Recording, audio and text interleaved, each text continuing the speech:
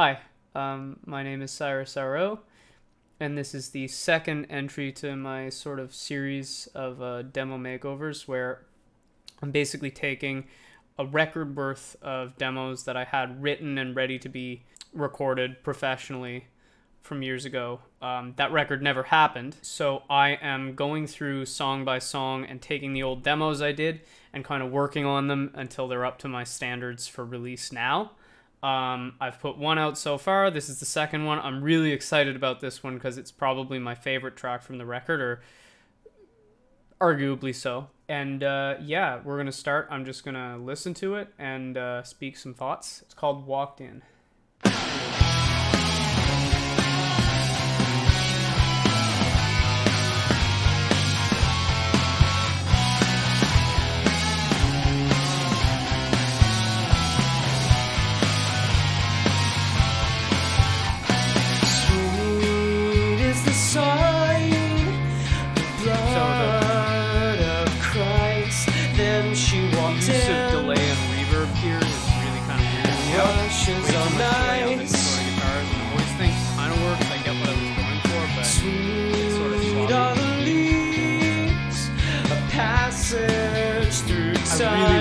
Then she walked in. The walls painted mine.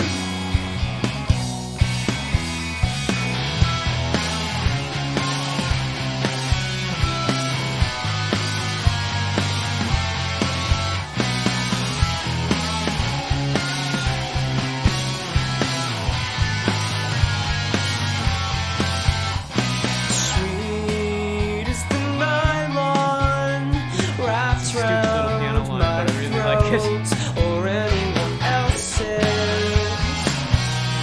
The difference is not. The big distorted guitars kind of do the job well, but they could be a lot higher than what the wall.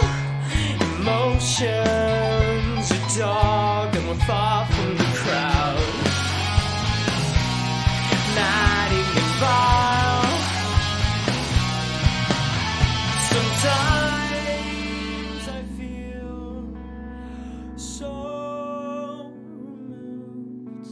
I can draw the line between me and the world. I like the concept of that little volume pullback there, but it's way too obvious that it's happening. And of course my vocals are like and I wouldn't notice, so I like to think. And then she walked in.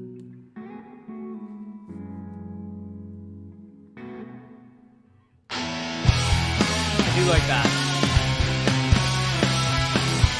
There's some really strange stuff happening with the drums. I have more thoughts about that. Riding in cafes, eating downtown. Again, sloppy, but I like that concept of like whatever flanger or whatever that I put on the there. Cool concept.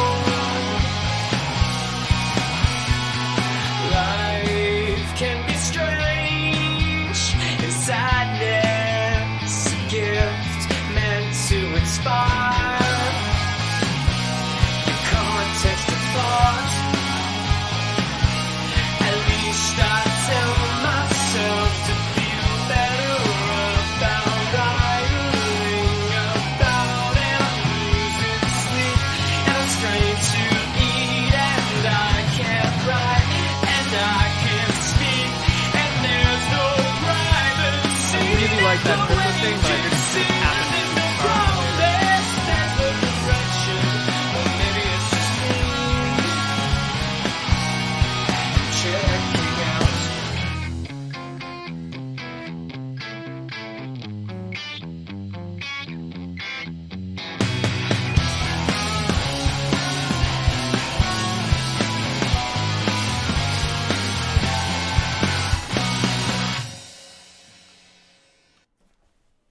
Having listened to that, the biggest issue is actually going to be the fact that, although it's not the most glaringly obvious thing here, I'm noticing that there's a lot of weird sloppiness to the drum part. I think I must have, when I did this, I actually probably like played the drum part on a keyboard to try to make it a little looser, but it's kind of too loose, and I think it's going to be a real fight to get what I want unless I kind of redo the drums.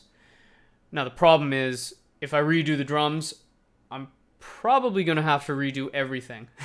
So I think this one I'm going to actually retrack from scratch and do it totally fresh. The last one I did some extra guitar parts in the vocals, but kept a lot. I am probably going to preserve a lot of the arrangement because I think there's an awful lot that was working well as far as the little keyboard parts, the interaction of the big guitars and the small guitars, just some of the little nuances of the playing and stuff. That all worked pretty well for me. I might add to it a little bit, but I'm at the very least going to start by just redoing what's already there. As usual, swapping out the drum samples, the amp sims, redoing the vocals and mixing them a lot more carefully, and then after that mixing everything better, I think will make a huge difference. But I really think if I want this tune to shine as much as it could, I'm gonna have to redo it from scratch. So that's gonna be a big job, but I like this song, so it's gonna be kind of fun as well. Yeah. All right, see you on the other side. What's up? I did the thing. Now I guess I'm gonna talk about it for a few minutes. So as I said I would beforehand, I ended up going through and reprogramming all the drums. Then after that, I basically rebuilt everything on top of that. As in the last video, I kind of changed my processing a lot. I used a different set of drum samples, a different set of amp sims, and I actually get into showing some of that in the last episode of Demo Makeover, but for now, suffice to say, I'm a really big fan of Devil Lock, Steven Slate drums, and Pull-In amp sims.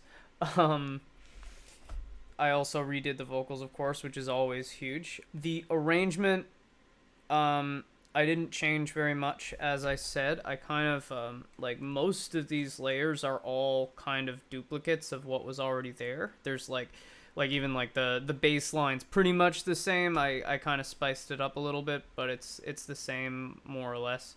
The only things I really added to this in terms of parts that weren't there before were I kind of, the piano bit in the second verse, I kind of switched out with this electric piano part.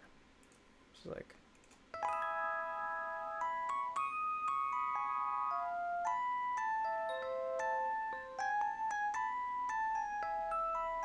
so it's like pretty low in the mix.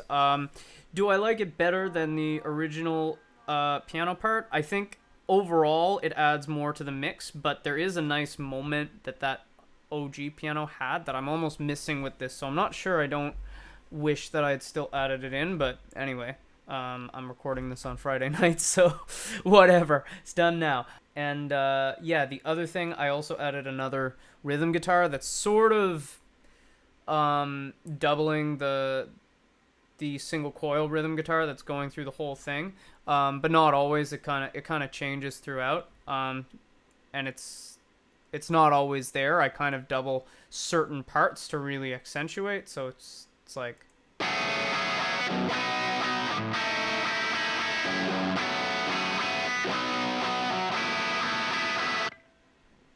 and it doubles up the parts like it's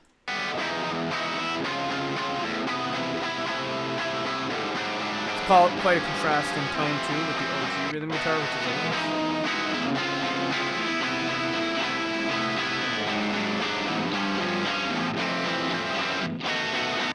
so yeah, I don't know, it's a thing. There were a couple little other details in terms of like, I don't know if you'd call this form or arrangement or what, but things like, as I said I would, I kind of changed the location of that triplet thing. It's somewhere around here. I can't write and I can't speak, and there's no privacy, there's no agency, there's no promise. So I moved it there just because that kind of marks the transition in the vocal melody. It's a bigger moment after that, so I felt like it'd be a good way to kind of mark that transition rather than just having it randomly happen somewhere in the ending there. In a sort of similar note, the beginning of the second verse, I ended up basically creating like a beat of rest right at the beginning, just to kind of add a little something. So here.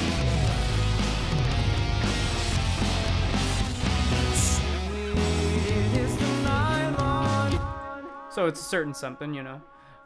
It's a small detail, but I do like it. I think it adds just a little more excitement to the entry into the second verse. I also carried over this keyboard part and the bass part into the bridge, which I think helped fill that out a lot rather than just being the guitar. I was kind of half tempted to add strings and stuff and make it a really big thing, but in the end I think like the bass and the keys like did a pretty good job on their own.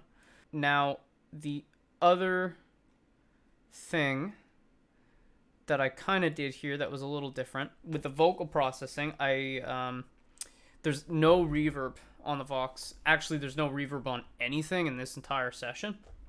But I did on the vocals use a rather short delay to kind of sound a little bit like a roomy reverb here. And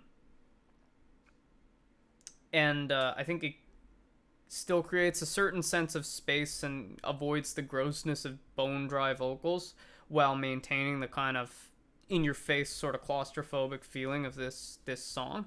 As the song goes, I do add a really long delay with a low pass filter that kind of adds more of a sense of space and ambience to the vocal, but I really work that in through it. But as you can see, I kind of automated in some pretty wild ways. I don't know if you can see that, but yeah. So I kind of pull it in and out a lot throughout, which was fun to play with, and it's a little different for me to automate it quite that frenetically. So yeah, it was fun to mess with. Anyway, honestly, I think that probably covers all the things that I sort of changed in doing this a second time, apart from, you know, obviously I redid all the parts so they're a little different. The drum part kind of is revamped and it's not that similar to what it was before, but yeah, I guess you guys can listen to it now. Cheers.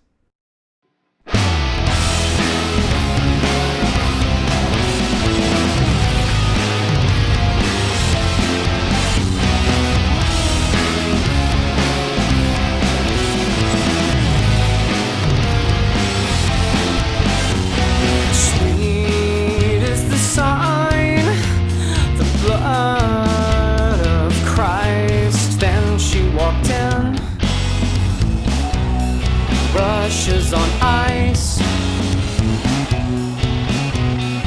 sweet are the leaves, a passage through time. Then she walked in, walls pantomime.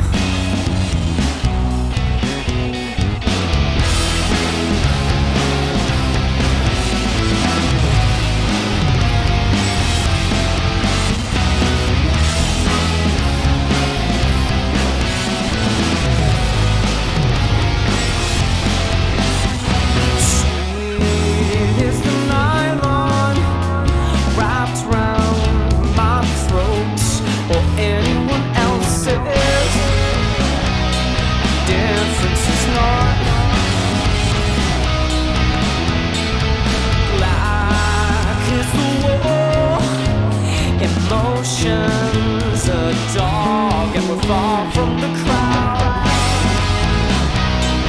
Mad and wild.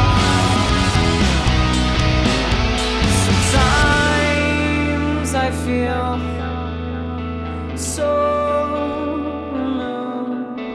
I can draw the line between me and the world. Rain over an ocean of blood.